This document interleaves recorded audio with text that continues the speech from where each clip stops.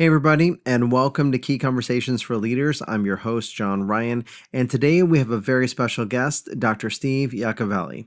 Steve is owner and principal of Top Dog Learning Group, LLC, a learning and development leadership, change management, and diversity and inclusion consulting firm based in Orlando, Florida. Steve and Top Dog have worked with Fortune 500 companies, including the Walt Disney Company and Bayer, as well as nonprofits such as the Bill and Melinda Gates Foundation and the American Library Association. With over 25 years of experience in leadership, strategy, organizational learning, and communication, Steve applies academic theory to create real business results. Welcome to the show, Steve. Well, thank you so much, John. I'm really happy to be here. Thank you for being here. And I wanted to start by asking you, why is it? Because a lot of your work is around diversity and inclusion. Why is it that organizations struggle with this idea of diversity and inclusion? Yeah, I don't think organizations kind of set out to be exclusive by design. They're not like, twirling the mustache kind of thing. But I think it's kind of how humans operate. And if we don't keep it in check, then it kind of starts getting into this exclusiveness that happens. As pack animals, as humans, we are gravitate toward people like us. And that's a safety mechanism because, back in our cave days, our ancestors, when they saw someone different, it could be threat. So, flash forward to the 21st century, we tend to gravitate toward people who are like us. There's the phrase like likes like, and it's because we build that rapport and it's easier and it's comfortable and it's safety. But if we don't let our unconscious bias kind of take over that, then the problem is that we tend to keep gravitating toward the folks similar to us and not include the other, and the other is just the person not like you. So I don't think organizations set out to be exclusive, but they don't have that mindfulness to be consciously inclusive. And I think that's where it starts to get into trouble, especially from that senior leadership perspective. So it sounds like there might be that a deep fear rooted in our biology and our programming, and there has to be an intention, perhaps, to Mhm. overcome that unconscious bias. Otherwise, you're going to be making decisions, and this happens across race, gender. Insert demographics here. I mean, you Insert demo actually here, yeah. you even see people having unconscious bias toward people of different or who went to different schools or university or different departments within businesses as well. You're like, oh, you know how all those sales folks are. Oh, all those accountants are so stodgy, and like you see that play out with those stereotypes kind of coming in. And I like how you said that intention has to be there to kind of stop that stereotype and jumping in, and really being mindful of the differences that we have and really embracing them. So there's it really is a safety thing. Like there's safety in numbers, and people who are like us, we tend to like. And so if we have that intention, we can overcome that. What is the end result? So when you go in, I imagine you bring in awareness, mindset, principles. What does that diversity focused, inclusion focused organization really look like in the end?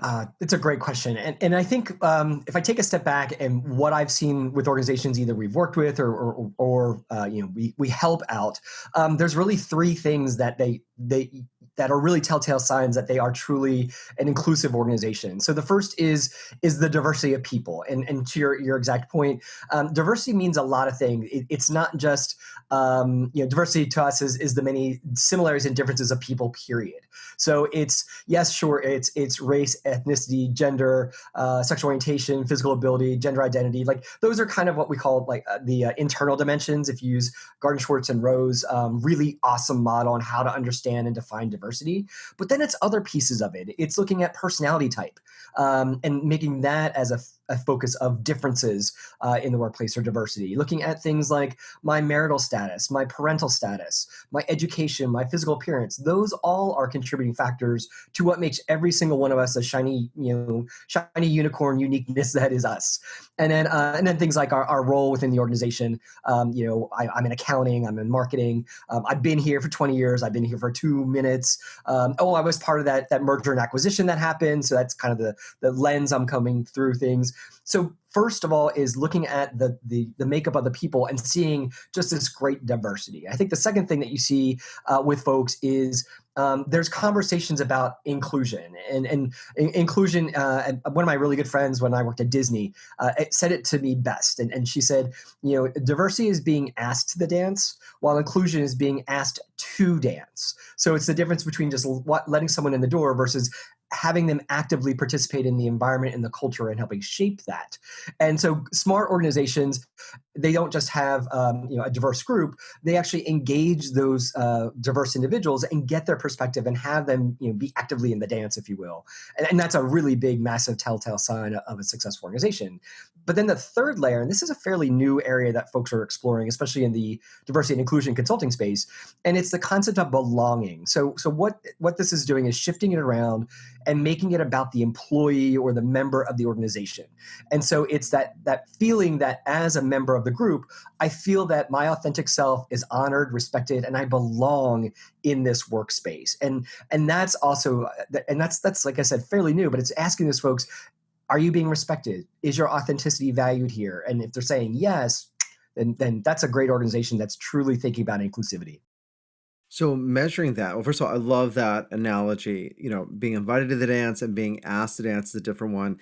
And then really just feeling comfortable, like I am part of this organization and having that ownership. How is it measurable to those different stages? Like how do you evaluate that? Yeah, I mean, I come from a change management background. I was an IBMer for a couple of years, and that was kind of the work I do. And every project that we go into is all about change management. Like the first question, even if it's a training project, I ask the client, so how do you know this was successful? They're like, well, when we have the class done and there's 20 people going through it. I'm like, no, that butts and seats doesn't count. So let's talk about what metrics look like. And so with a change initiative that's talking about organizational culture, you start to look at what are the key indicators of success already existing within the business. So for example, a lot of clients that we work with already have some sort of employee engagement survey or something where they're always taking that pulse either twice a year or once a year of the employee base. So is there some questions or conversations there that I feel like I'm respected and belong, or as blatantly as that about the belonging, or something a little bit softer. So we look at things like that first. We look at demographic makeup of not just the middle management kind of thing, but senior executives. What are the demographics of those folks, and are you having a mix of ethnicities and genders and all the other pieces that contribute to diversity? And that's a massive telling sign. And a good indicator is marketing efforts and where both that money is going and how they're marketing. And it could be something even as simple, John, as like, what's on their website when you look at the artifacts that are representing the company. I was at a client, pre-COVID, and I was doing a one-day consciously inclusive leadership workshop that we do for this client, but it was fairly new. This is actually about a year ago. And before the session ever started, I'm walking around the lobby, and I'm looking at all the posters, which are of people who work at this global manufacturing company. And guess what I noticed as a common denominator in the 4 posters that were in the lobby? What do you think? My guess would be they looked all the same. They looked like it was assumed that they looked white, and they assumed to have looked male. And so that was what my opening conversation point with this group of executives was like, what do you see here? And so even if that's truly the makeup of the organization, striving to make those artifacts more representative and inclusive, that's also a massive sign. And the last thing I would look at is policies. What are the organizational policies, especially in the HR kind of sector? For example, if I'm really trying to be inclusive of non-binary gender, so it's not just male, female, it's a spectrum. What do those HR forms say? Do you have policies in place that honor a single parent versus a two-parent household? Because families are in all different shapes and sizes, and so those are little things that really tell a tale of either you're doing an awesome job, or at Disney we never said you had a problem. You had an area of opportunity. So those are the areas of opportunities that they had. Yes, I believe in framing it is certainly half the battle there too. It seems like there are tons of ways to look at this, not only on the areas where you can increase diversity and inclusion, but from a hiring perspective, from a policy perspective, from a marketing perspective, from a hierarchy perspective, Yeah. and really seeing the impact of those policies and the cultural initiatives as they echo throughout the organization to really give you feedback. Not just at the end of the 2-week class or whatever, saying, "Hey, how do you feel now?" "Oh, I feel great."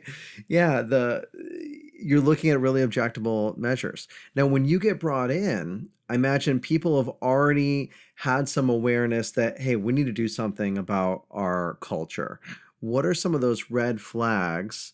Or maybe you help to uncover those red flags and that's why they bring you in. What are some of the red flags that organization needs to look at to identify they have a culture problem? Yeah, I think it's some of the things that we define as success are the key indicators that if they're not there, that's a problem. Sometimes organizations call us in because they got in trouble. I don't like.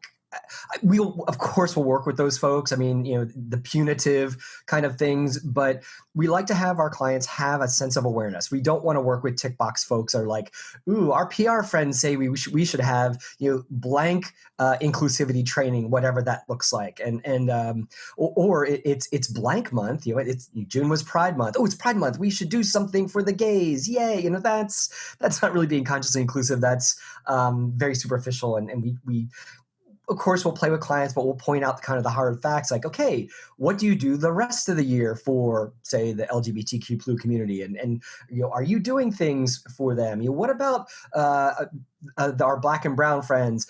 Are you just focusing your energy on February, or are you doing things throughout the year? So those are kind of some of the things. One of the other things that we try to do with clients, talk about red flags, why we come in, is we help them see the business case of diversity and inclusion and belonging. And there is tons of studies that focus on why being inclusive is good for business. And a lot of times I frame it up in my workshops where I say there's really three reasons why a business goes down this path.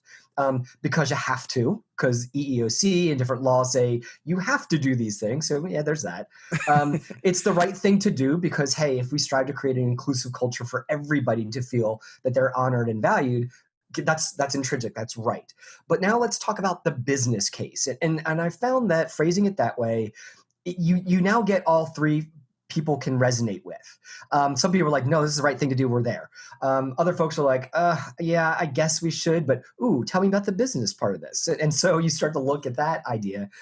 There's a really cool study that just came out like in 2019 where they looked at publicly traded companies and they wanted to see those who have women either CEOs or CFOs, and then look at the profitability of those publicly traded companies to see, does having a woman in those positions of power impact the bottom line? And what they found, of course, was that yes, of course it does. Over this 17-year study from the Russell 3000. So companies were part of that particular index.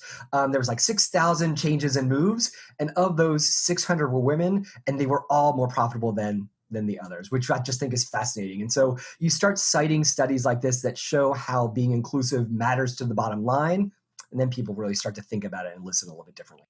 You're speaking their language, and even if they don't have that buy-in, they can at least buy in on.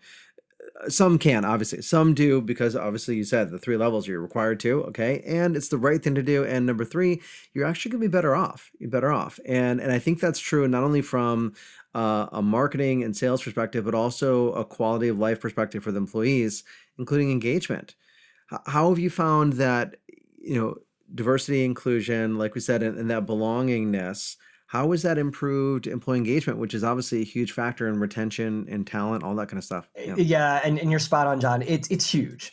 When people feel that they're respected and valued and honored in the workplace, that their opinion matters, that their difference matters, and you're actively contributing to the business, people want to stay. People want to hang out. People when it's fair for the other, and again, you can interpret the other being whomever. That feels good, even if it's not me and my demographic. Even if I'm in the minority or majority for XYZ, situation, I see my business be more inclusive, and that actually feels good to me. And so people stay around. People want to be part of that business. People have alignment between the organizational values and their own personal values. And when that happens, you get more work out of people. So it's just all around. It's a smart thing to do for folks. And even if you're a small business owner, even if you're an entrepreneur or a solopreneur, thinking about your personal values in alignment to your organizational values, you still have to do that, because if they're misaligned, you're not going to be as successful as you could be, and you're not going to be as happy as you could be as well. Would the first step then doing an introspective look and examining your unconscious biases, and yeah, where does one go? How do you even start that journey?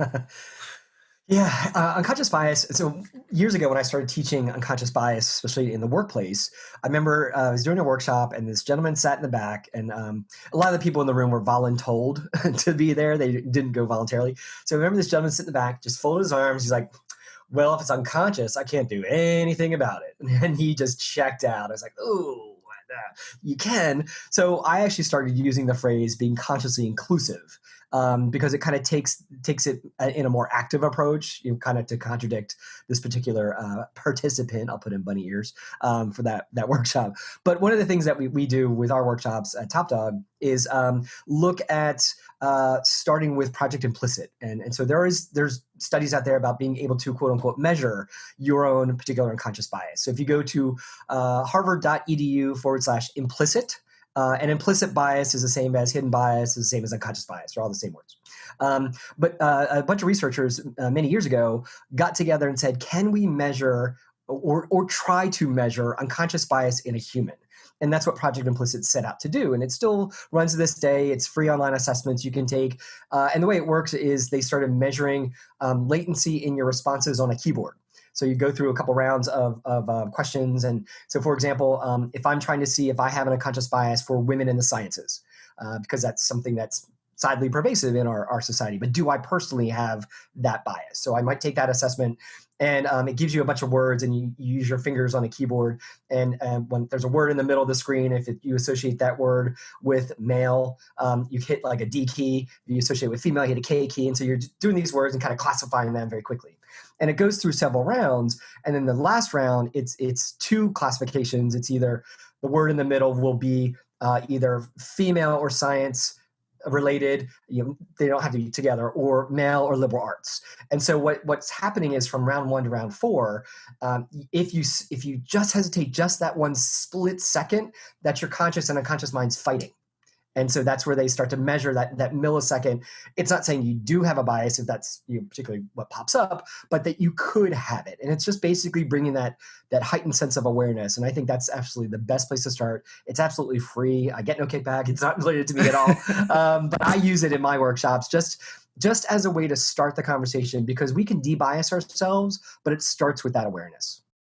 So it sounds like that assessment really begins with a baseline, right, of how quickly you respond, and then any changes is going to show that there's some type of dissonance inside. Yeah, good word. The extent of that, we don't really know. We have to look at that and unpack that at that point in time. So let's say that we identify that there are some unconscious biases, and I look at behaviorally, marketing-wise, hierarchy in the organization. Wow, we are not diverse. We are not inclusive. Yeah. Do I start within? Do I start policy-wise? Where do we go from here? So it starts with that awareness and that acknowledgement that, if you are breathing, you have bias. So, the question is, it's I'm not biased. No, you are. You're human. But it's which biases do you have? So it kind of starts there. And I think it's a two-prong approach with my own self-awareness, which unconscious biases I may have, but then looking at the organizational structure and what that means to be a more inclusive organization. So, having that conversation with those senior leaders. Studies show, I'm a ProSci certified person. If you're not familiar with that, it's just one of like a gazillion change management models out there. But most of them are pretty consistent in their approach. And with the ProSci methodology, one of the things that they've shown in their research time and time again is that change initiatives fail in organizations if the senior leadership is not perceived to be behind it. So you kind of start there first. You have that senior executive buy-in, and it's not just the buy-in that like, yeah, that's a good idea, here's a check. No, you have to be actively engaged in moving this initiative, in this case, being more consciously inclusive as a business. So once you kind of have that conversation and they say, yeah, this isn't just the HR flavor of the month, this is going to be an organizational initiative because it hits our bottom line better, it is better for retention and all those things in the business case we talked about earlier. So then once that's there, then it's having that strategic applied approach to make this part of the business. How do you weave inclusivity into the everyday policies and procedures that make up the business? Are they part of the organization's values already? Are they in the vision and mission already? be. And so you start to make sure that it's not just this, here's a 1 hour class we're going to do for our lunch and learn. It's really a pervasive part of the organizational culture. And that's how you start to have that tipping point, if you will. And that's why you had that conversation up front. It's like, this can't just be a one-time thing. We got to make this, how do we do this the rest of the year when it's not just Pride Month? Yes, exactly. Otherwise, it's like Exactly. a Band-Aid on a broken bone. It's not going to really, Exactly. really fix the Exactly. issue.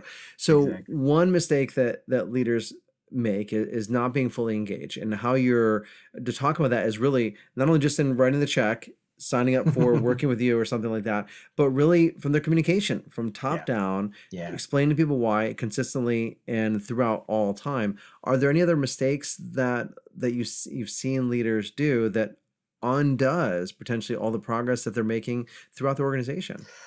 One of the biggest things, so aside from leaders saying, of course we're inclusive, we have blank month, that's a big one. But the other one is, and this is for every leader. And in my book, Pride Leadership, in the workshops I do with clients, the biggest way to shoot yourself in the foot as a leader is to engage in what's called silent collusion. And that's where, so I'll tell a quick story.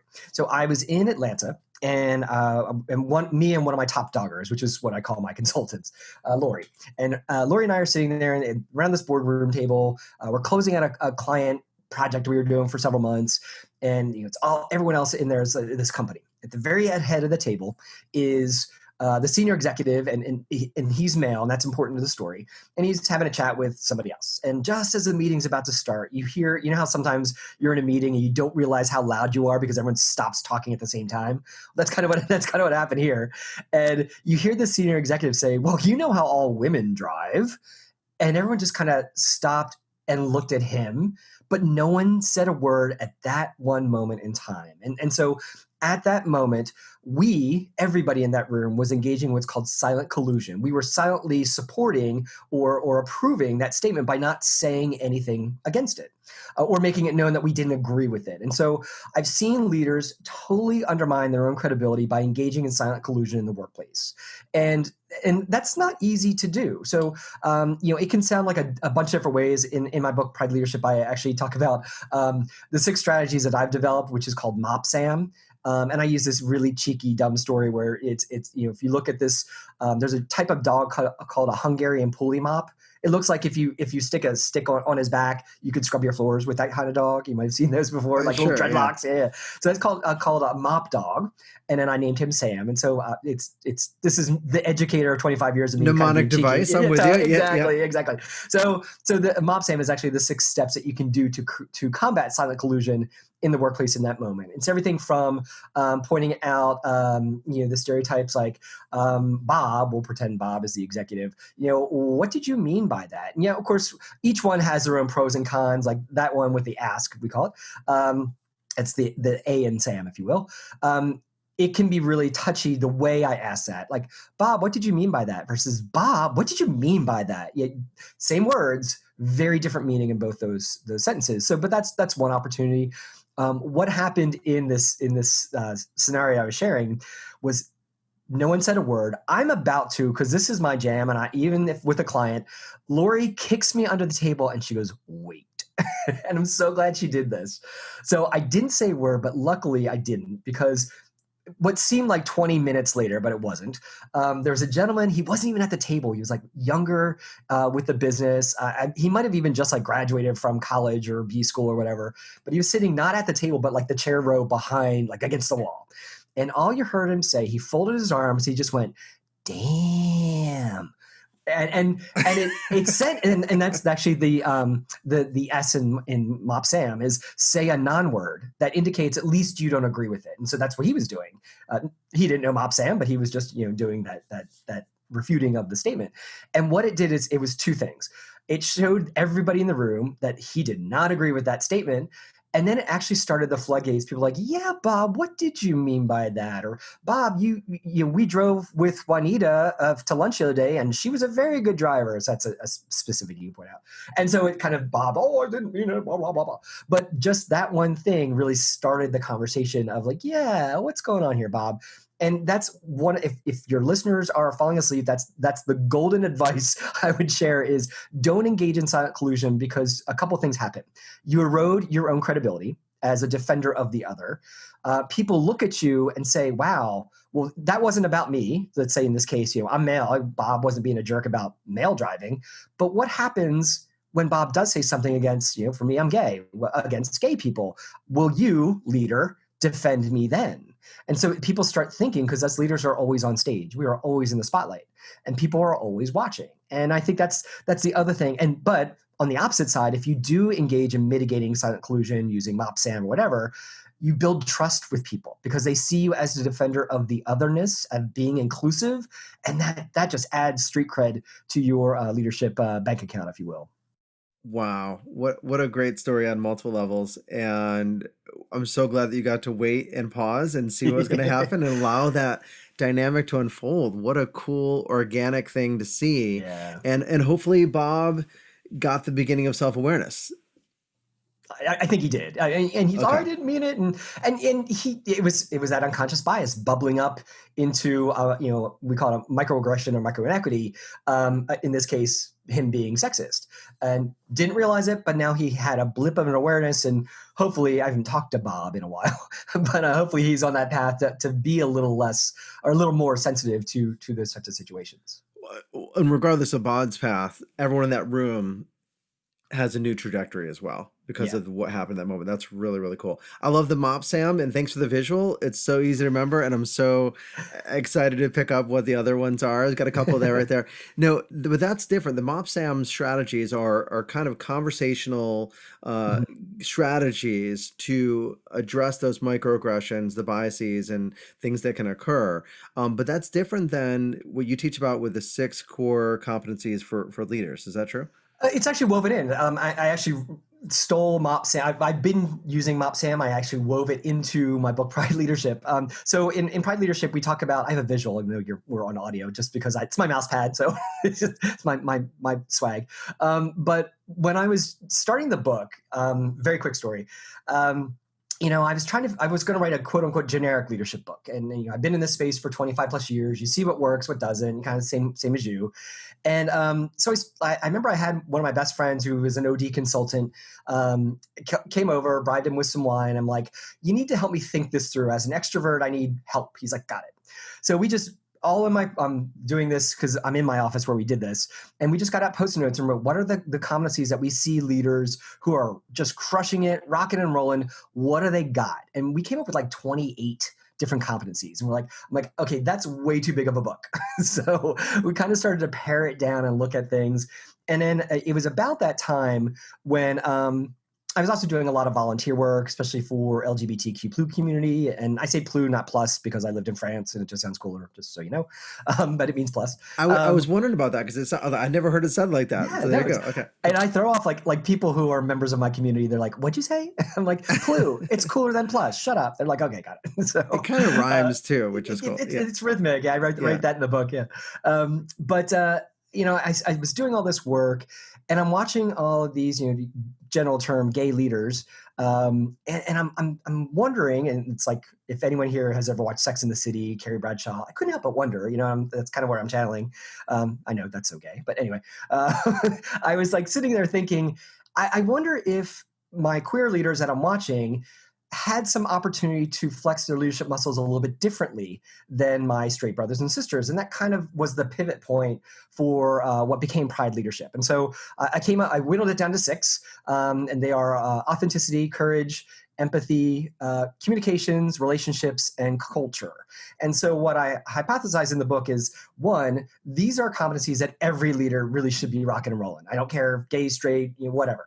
But I argue that authenticity, for example, well, as somebody who's a member of the LGBTQ plus community, that you have an opportunity to be your authentic self a little bit differently in the workplace than your straight brothers and sisters. So as a gay man, I constantly am coming out, being my authentic self, whether it's a new client, I'm doing a workshop with 40 people, somewhere through that conversation, I have the opportunity to share my authentic self or not.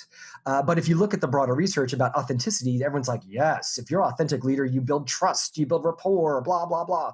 And so in Pride Leadership, I talk about, hey, queer person and allies as well. My allies love the book because it's all bad dad jokes in a good way.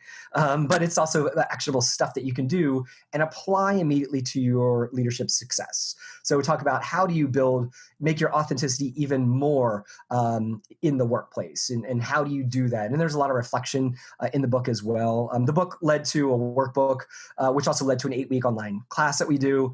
And the whole idea is just to beef up these 6 competencies so that you're even more effective in the workplace than you were before.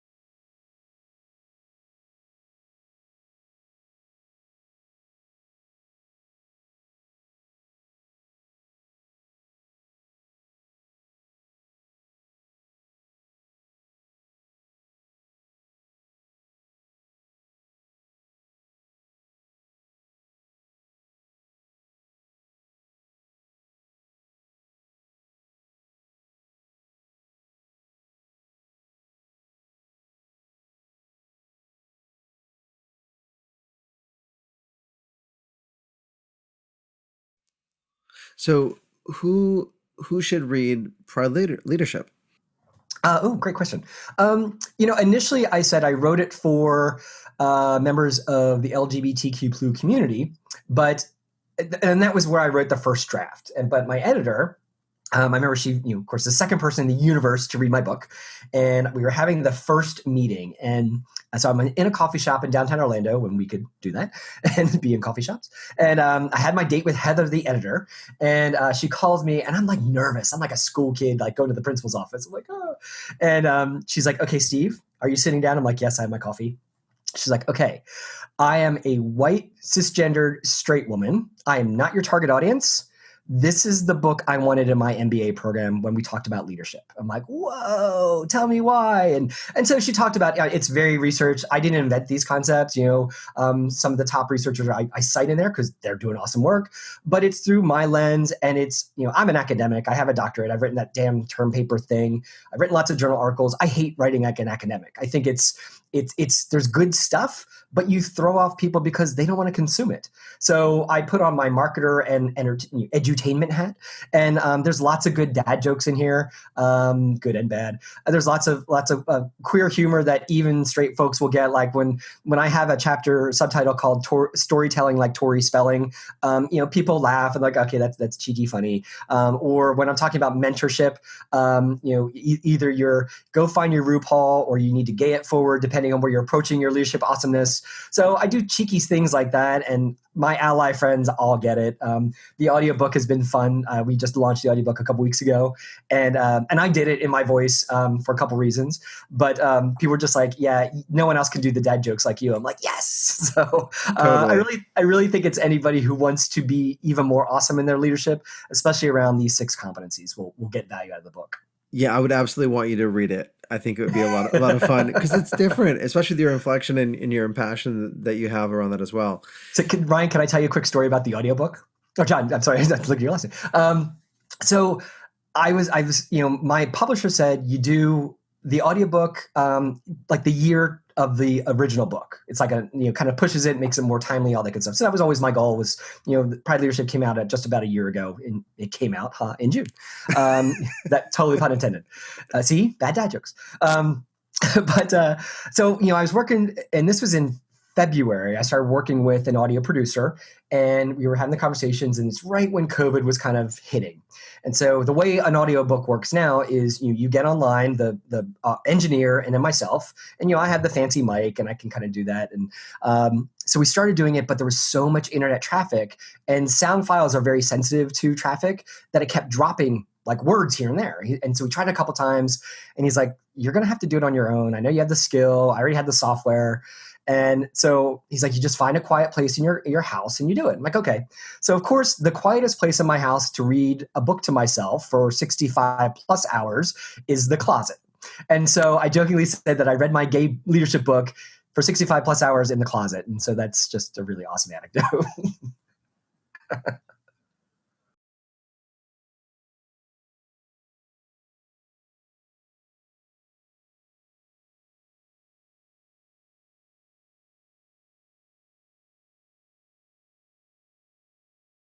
Conversations as far as the mop sam and Yeah. really you're creating conversations all the time, the organizations that you work with.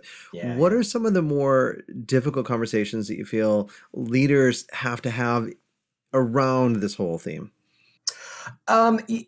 I think it's so Mopsam is a perfect start, and it's a way to start those conversations when people are engaging in those microaggressions, micro inequities, and maybe on that unconscious level. So that would be the starting place. And I think usually one of the bigger ways that people don't realize they're showing their bias, and maybe in a hurtful or harmful way. So that's kind of, I think, one of the biggest challenges. The other is when you talk about change overall and managing change, is helping people understand why the change is happening. So whether it be, why are we relooking at our policies and procedures to be more inclusive, or why are we as a business engaging in Black Lives Matter support and what that looks like. So sometimes those are the more difficult conversations for a leader to have, because what they're maybe doing is, again, combating that unconscious or that implicit bias that someone might have, where they're not seeing the need for this business action or this business support or whatever that looks like.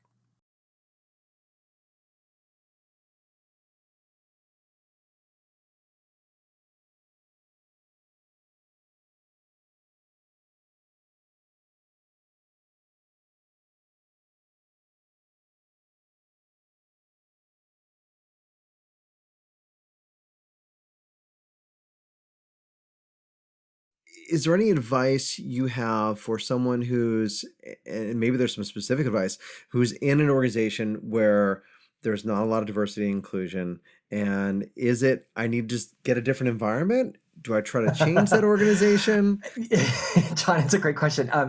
Oddly enough, I actually do address it in Pride Leadership. And for the listeners, that wasn't planned a question, by the way. So that's just very serendipitous. Sure. But I talk about that because I think as someone who does social justice as a broad term for everything that I do, that takes a toll. I know my Black and brown friends have been like, "Steve, we've been doing this stuff for years, and yeah, it gets exhausting." And I'm like, I just have the minor blip of having to say, "Do I have a husband or wife?" And that gets exhausting. I did a podcast yesterday, and the gentleman he's like, "Do you really think gay leaders are different than straight leaders?" I'm like, "Hell yes, they are, because our experience is different, and that brings a different lens to the table." And so, that kind of stuff does get old after a while, and having those conversations. So in Pride Leadership, I talk about you as an individual leader need to kind of first analyze the culture and the environment. And we've talked about some of those things, looking at the policies, the artifacts, makeup of the senior leaders. You gather all that data,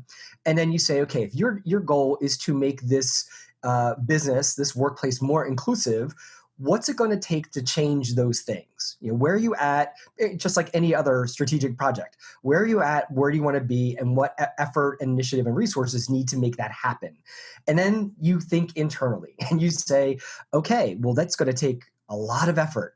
Do you have the bandwidth?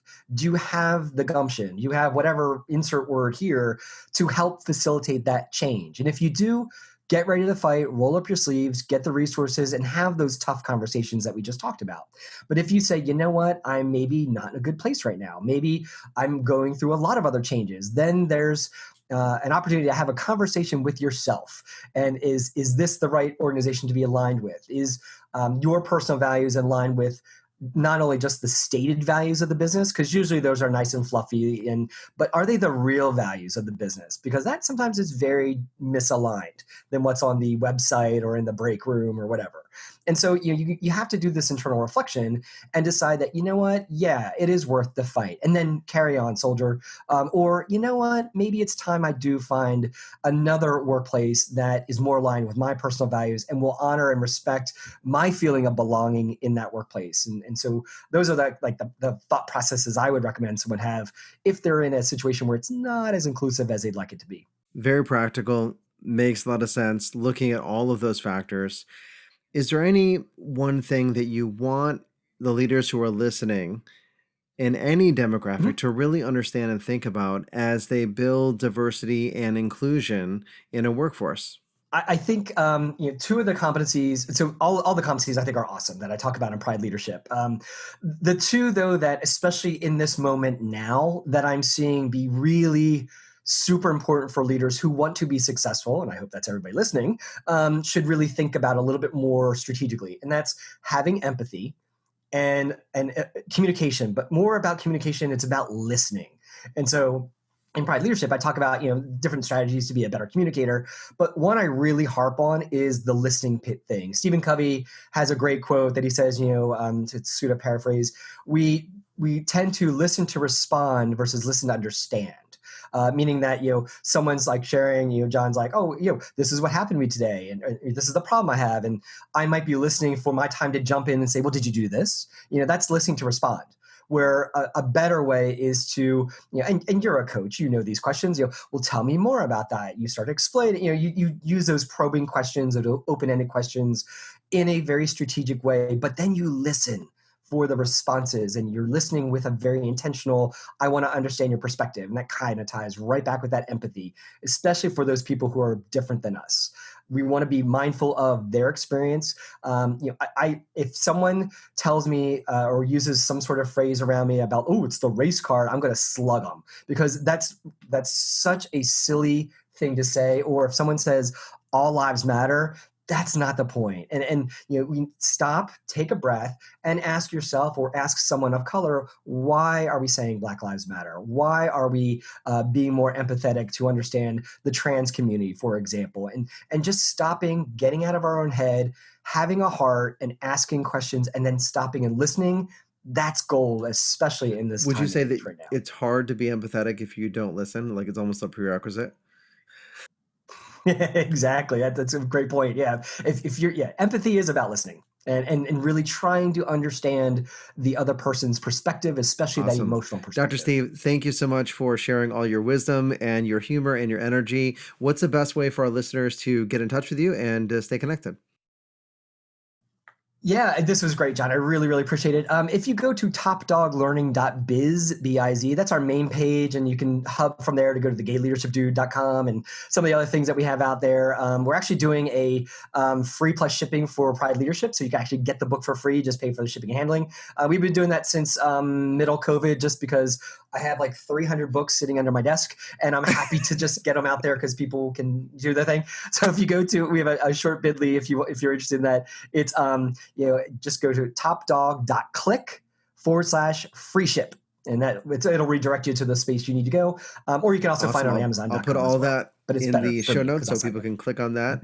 And again, thank you so much. Awesome. Thank you. This is great.